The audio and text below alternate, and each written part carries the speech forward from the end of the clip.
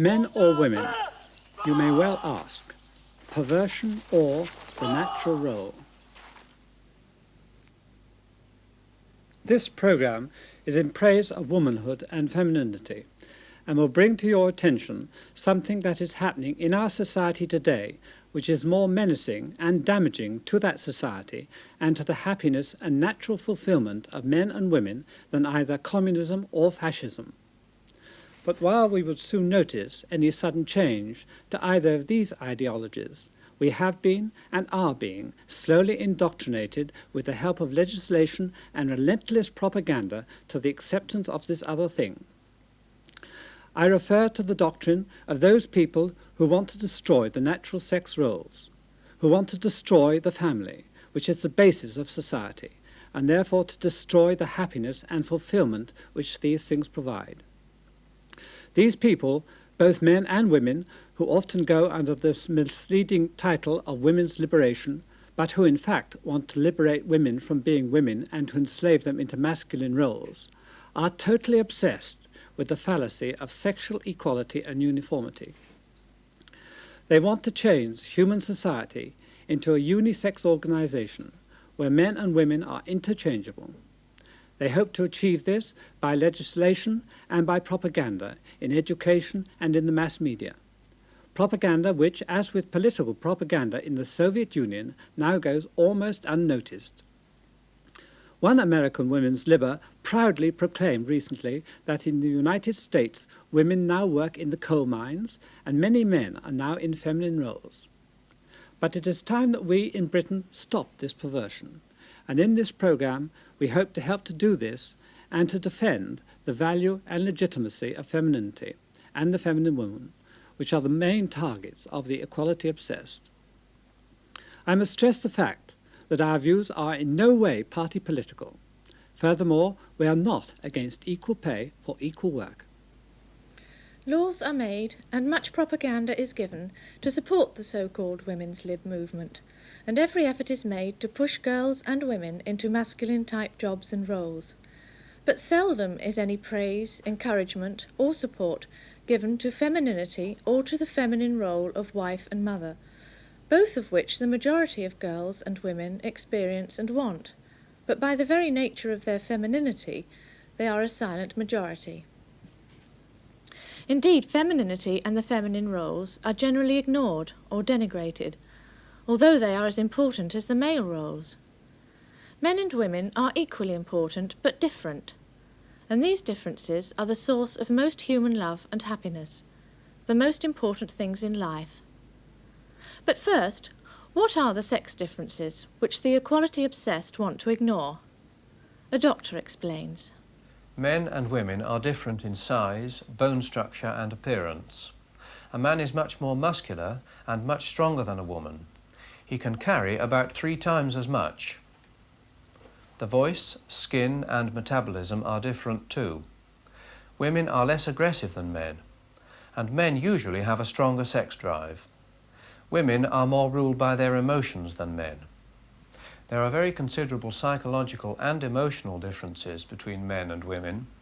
Masculinity and femininity are not the result of artificial stereotyping by society, but are the result of genetic and glandular differences. Of the billions of cells that make up every human body, every one of those in the female body is different to those in the male body in a very special way. The nucleus of every male cell carries a Y chromosome, which is absent in the female. Although the male has a larger brain, this does not automatically give greater intellectual power, but it does seem to produce a different kind of drive. Finally, most experts believe that for a woman maternity is her natural creative fulfillment. Anatomically and psychologically, the sexes are specifically designed for their respective roles. The female role is essentially a submissive one, and the male role is essentially assertive and aggressive. This relationship is an essential part of the nature of the love-making act, and is reflected in many spheres of activity. The sexes are complementary, and the fact that the man is naturally the dominant partner does not make the other an inferior human being, as women's lib would have it. It is a deep human relationship enjoyed by both. Furthermore, there is no contradiction between femininity and intelligence, nor necessarily between femininity and a career. The feminine woman, and by that I mean a proper woman, has no wish to be manly, and she finds happiness and fulfilment through her femininity and natural female role, which the equality-obsessed fail to comprehend. She wants to be a wife to a dominant, responsible man, and she sees the enormous value of the vocation of being a wife and of creating, rearing and educating a family in the freedom of the modern home, where she can excel and develop various inside and outside the home activities and interests. She has the possibility of a more varied and interesting existence than many men. In contrast, the tied hours and often boring routine of factory, shop or office seems hardly liberating or desirable. Like me, I believe that the majority of young women see the role of wife and mother as being woman's main purpose in life, and the one that will bring her the greatest happiness and satisfaction. However, extensive propaganda is being put over today not only by the mass media but in our schools to destroy the natural sex roles. But first we return to another aspect of the differences in the sexes. That is, in the matter of performance in both work and play. In sports such as football, rugby, hockey, cricket, tennis, and many other ball games, women cannot give the same performance as men. And why should anyone want them to? In some sports, especially in such things as wrestling, women make disgusting fools of themselves, and it is a reflection of a sick society that women should want to and be encouraged to take part in such activities. Yet governments and people in position of influence do everything possible to encourage and give praise and publicity to these man-aping women, who do nothing but pervert the word woman, which should symbolize grace, beauty and femininity, not masculine toughness and brawn. Look at this East German javelin thrower. No, it is not a man, it is a woman, although it may be difficult to believe. But what is equally surprising is that the man writing the article which went with this picture said nothing but praise for these muscular, man-like women. What sort of a man is it that likes such creatures? Is this really the sort of thing that men and women want women to become? In some activities, women are better than men. Look at the grace, beauty and brilliant performance of girl gymnasts such as Olga Korbut. To say that women can do the same as men is totally untrue and denies the natural sex differences. It is only because we do operate sex discrimination in sports and athletics that women can ever win. If the best women's hockey team had to play the best men's team, they would always lose. Likewise, the best woman tennis player would never beat the best man player, and the fastest female runner would never beat even a moderate male runner. Sex discrimination is not the dirty word that it is made out to be. It simply recognises the sex differences, which the equality-obsessed want to ignore. In work and occupations, men and women also give different performances and show different aptitudes and abilities. This is not just due to the fact that men are much stronger than women, but because there are mental and intellectual differences. In the police force, women have always served a useful role, but to pretend that policewomen can do the same as the men is sheer nonsense. Yet this is what the absurd Sex Discrimination Act now requires. The average young policewoman cannot possibly cope with the male drunk, the violent male criminal, or help to push back a furious crowd of demonstrators. In meeting such situations, she would have to rely on the protection of the male police. Our equality-obsessed MPs are not only giving young women a totally wrong image of themselves, but are putting them at risk and wasting public money. The Chief Constable of Avon and Somerset rightly complained earlier this year of the unisex laws which require him to put women, as well as men, onto outside night patrol duty. But whereas a man can go on his own, the Chief Constable says he dare not send a policewoman on her own, so he is forced to send a man out with the woman for her protection. Can one imagine a more absurd and wasteful situation? But these are the rules of our equality-obsessed legislators. Furthermore, although policewomen cannot give the same performance as men, they are nevertheless given equal pay. It is a sign of the success of unisex propaganda that the men do not object to this unfair situation. It is not surprising that equal pay for unequal work is attracting more women than men into the police force. There are other occupations where women cannot give the same performance as men, such as the armed services, in engineering, in the fire service, and in other occupations where strength and stamina are required. And because of the different psychological makeup of the sexes and their different aptitudes, women do not generally do so well in executive positions and in occupations involving danger, problem-solving, numerical tasks, and analytical thinking. The Y chromosome in the male cells induces greater genetic variety and extremes, and it is consequently the male which produces the supreme achievements in art, science, philosophy, and music, as well as more of the intellectually abnormal and subnormal. It is the men who produce the Beethovens, Einsteins, Churchills, and the Hitlers. Women are less belligerent, generally more virtuous and compassionate. They are more average than men. They are better at verbal skills and with their fingers.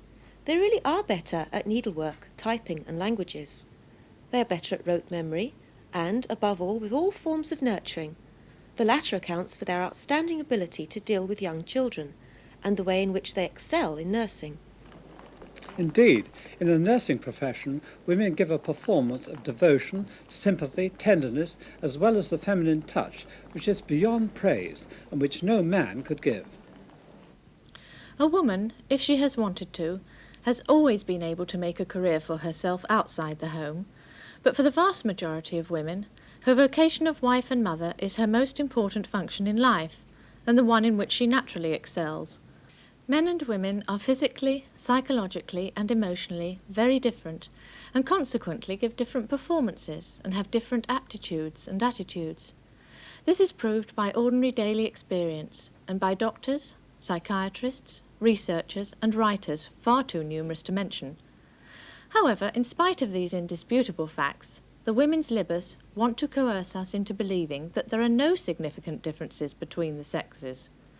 This monstrous contention is also backed up by government legislation.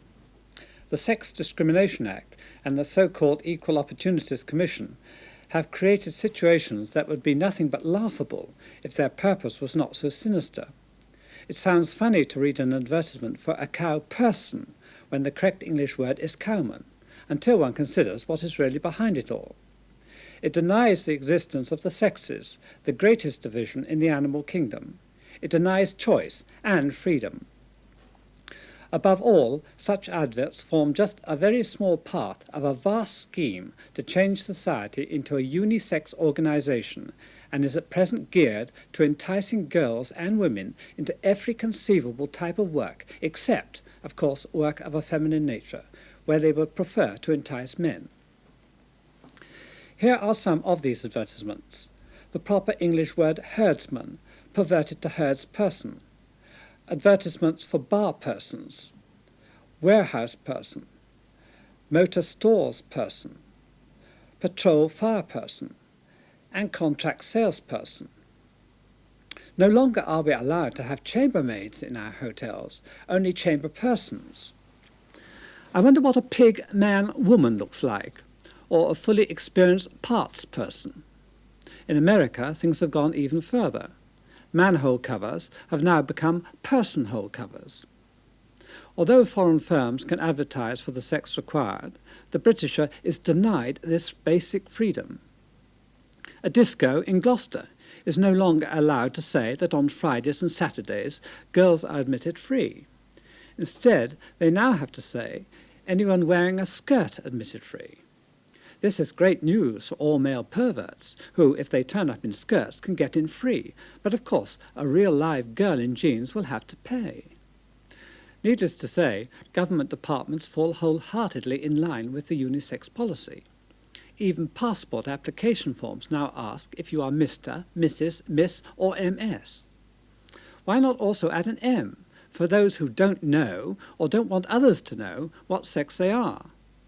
On passports, too, no longer does a man have his wife included, but a person can have its spouse included. One wonders what sort of weedy man it is that wants his wife to take him abroad rather than him taking her. The Equal Opportunities Commission must be very pleased. Not only are they getting the expected full backing of the trade unions, led by a militant women's lib-type few, but people who do not even have to comply with the Sex Discrimination Act are nevertheless doing so. The indoctrination has worked. Most armed services adverts purposely avoid the use of that nasty word men, and small employers with less than 6 employees, who are also exempt, are nevertheless complying with the unisex law. Why so? They are still free to advertise for a cowman, salesman or barmaid. Such bodies as the Worcester Health District, however, are denied this freedom. They are not allowed to advertise for a female nursery nurse for the care of babies in the maternity unit, although this is a woman's job. The sex of the applicant, the most important factor, must be totally ignored. In fact, of course, the unisex laws are frequently broken. A garage owner will not employ a woman mechanic, as she could not undertake the heavy duties required. The sensible big company will not ignore that for leadership and top management, a male is more suitable.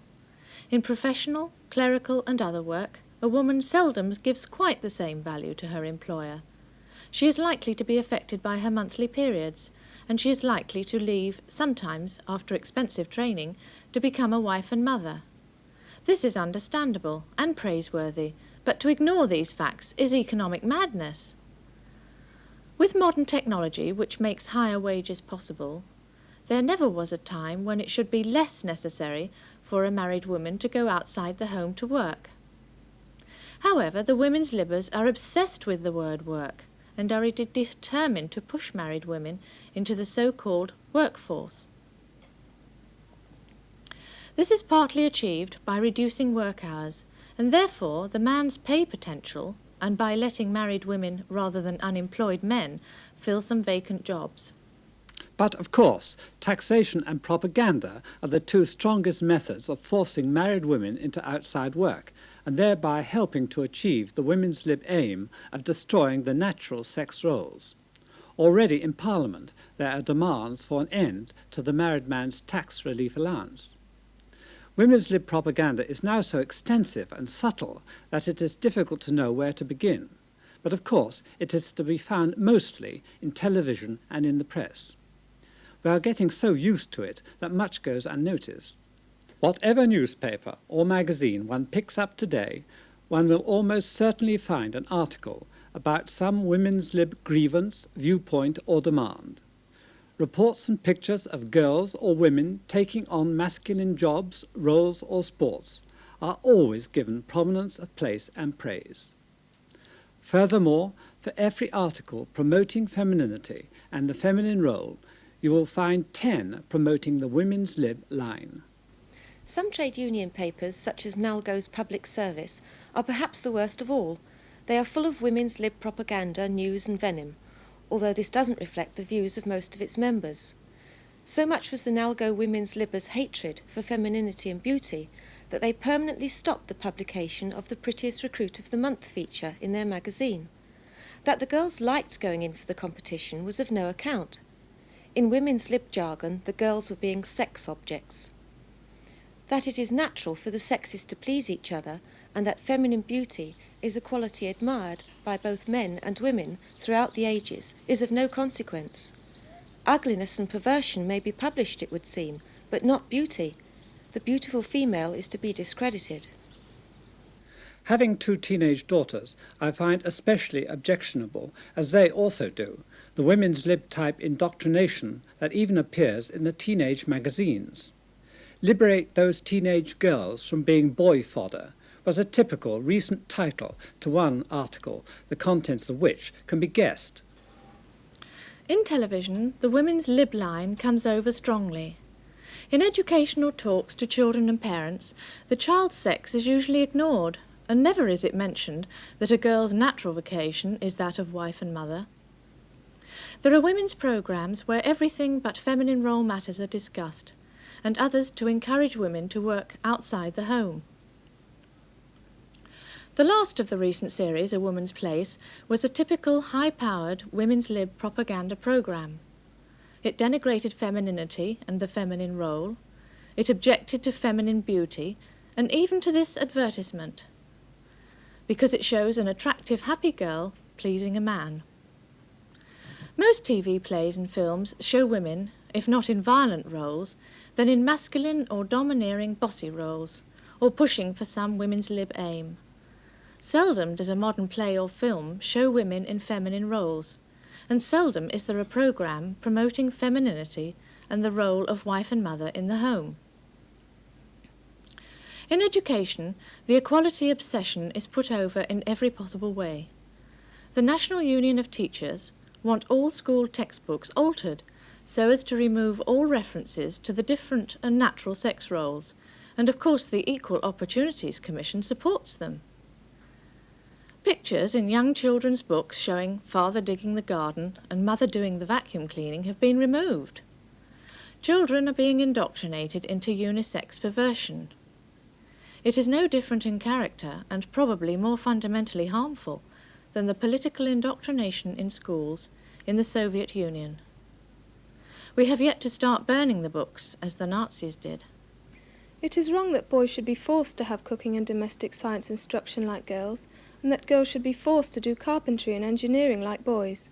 Girls are also being encouraged into doing violent things like judo. Career guidebooks for school leavers totally ignore the existence of two sexes, and not a word is said about the important career of wife and mother in the home. Indeed, the Advisory Council for Technical Education wants a major campaign to push girls into male-preserved jobs. Why? On the other hand, although there is a shortage of nurses, they say nothing of encouraging girls into this profession where they excel. They also want to encourage boys to become midwives and models. The conditioning of children into believing that the different sex roles are invalid is totally wrong. The sex differences are very real, and it is no coincidence, for example, that in single-sex schools boys fight but girls do not. The sex differences should be encouraged and enhanced, not suppressed. Unisex does not lead to happiness or fulfilment, but to confusion and unnatural behaviour. The increase in female violence in mixed schools and outside is a direct result of the equality indoctrination and the encouragement of girls to act like boys. The women's libbers are obsessed with the erroneous notion that every human activity must be done by both men and women, and that their rights, duties and requirements are the same. They are determined to push women into positions of power and into all male-orientated positions. They have complete contempt of the beautiful quality of femininity and all feminine values. They neuter words and demand such things as maternity beds for men and law-enforced wages for wives. Their concept of marriage is grotesque. They bring nothing but politics, conflict and bitterness between the sexes. Don't they know that men and women are inherently different and have different priorities? Unlike men, women do not have to make paid employment the central issue in life. It is regrettable that some should want them to. A woman's status does not depend on profession or power, as does a man's. It is insulting to women to devalue femininity and their important natural role, and to imply that they are nothing unless they ape men. Nevertheless, trade unions and others demand subsidised nurseries for young children to entice more women into industry and office. The important mother-child relationship must take second place to the gods' equality and output. The latest call is for a women's right to kill. High-ranking women officers in NATO complain that women are not yet allowed to be combat troops. If regrettably fighting has to be done, then it is the male who is physically and psychologically adapted for this task. One wonders what perversity makes women want to do this, and men to encourage them in it. Power and violence are alien to femininity. We have asked women why they think some women are women's libbers. Replies were inferiority complex, inability to be feminine or to attract men, insecurity, perversion, bad fathers or husbands, indoctrination, and political extremism. As to why men should take the women's lib line, the replies were, those in Parliament do it for vote-catching reasons, thinking, wrongly as it happens, that most women support women's lib. Others do it for the trendy belief that equality and justice are the same, and for ignorance of the value of the feminine role. Other women said they must be psychologically impotent men, certainly not proper men. The women's lib's basic objection is to the concept of the dominant male and the submissive female and all that goes with it. But it is a natural situation which proper men and women like, and in consequence of the sex differences, it really is fundamentally unnatural relationship to put women over men. It is against the natural order of things. As a feminine and professional woman, I am very conscious of this fact. It is more natural and things work better when my assistants are women. Some people seem to regard marriage as a business partnership, but it is not. It is a relationship of love, and in the successful fulfilment of the different sex roles, happiness is found.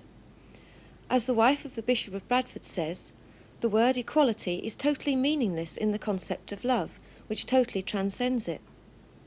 The Bible is very definite about the duties of husbands and wives. St. Paul says, "Wives, submit yourselves unto your husbands, as unto the Lord." In the unrevised church marriage ceremony, while both bride and groom promise to love each other, the bride also promises to obey. Unfortunately, these teachings are often ignored. I want to obey and be owned by the man I love. Men should insist on their natural dominant role, but also be protective and chivalrous. Fortunately, too, most young women see the role of wife and her femininity as being the criterion of the successful woman. She wants to please a dominant man she loves. She wants to bear his children and to create a happy home. This only a woman can do, and it is a supreme achievement. She will not be fooled by the women's lib cry of chattel. A wife's role is of incalculable value, not only to her husband's success, but to her own, and to society as well. But the man is rightly the head of both, the woman and family, and should be their protector and provider. The male-female polarities are an essential part of the individual's ego, and the basis of love and happiness.